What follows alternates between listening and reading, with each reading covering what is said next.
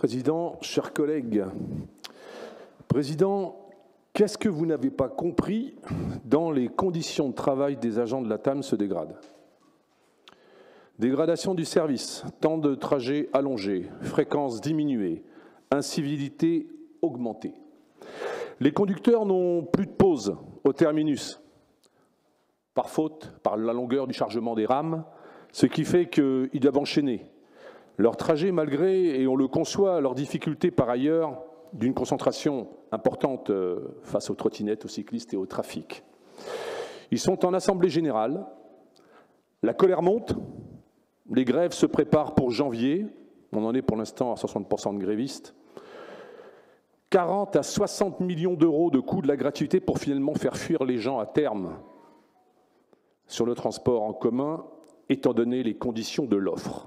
À quoi sert la gratuité d'un tram bondé, impossible à prendre? De toute façon, le report modal de la voiture sur le tram est une utopie dans notre métropole. L'allongement du temps de trajet et les contraintes horaires sont beaucoup plus dissuasives que la gratuité n'est persuasive. Le grand totem électoraliste fourre-tout de la gratuité, c'est la politique de transport pour les nuls. Quand les conditions financières, techniques, d'effectifs, de matériel et de réseau ne sont pas à la hauteur, tout déraille.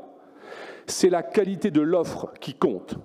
Et pour cela, il faut savoir gérer les deniers publics et avoir une vision globale. Tout cela fait cruellement défaut à la gouvernance actuelle. Votre positionnement actuel est dogmatique et électoraliste. Et il nous conduit, dans la gestion des transports publics comme dans celle des déchets, vers des impasses inextricables. Pas d'évaluation sérieuse de maîtrise technique des dossiers.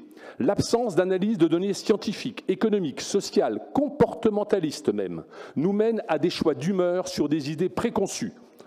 Je joins les deux dossiers, déchets et transport. Oui, écoutez, chers collègues, le transport nous représente moins de 10% de l'équation des déchets. Écoutez. Le transport ne coûte que 10% de l'équation des déchets. C'est le traitement industriel par le tri qui fait 90% des coûts. Qui le sait ici? Qui en est conscient? On peut résumer en deux phrases. Pour les déchets, pour les nuls, le citoyen est le seul acteur d'un tri pertinent. Et pour les transports, la qualité de l'offre prime sur la gratuité. C'est pas si compliqué que ça. Alors il y a une surdité pour les agents. Une surdité sur cette ZFE inique, une surdité pour les 4 boulevards, une surdité sur le COM, une surdité sur l'incinérateur à plastique en ville.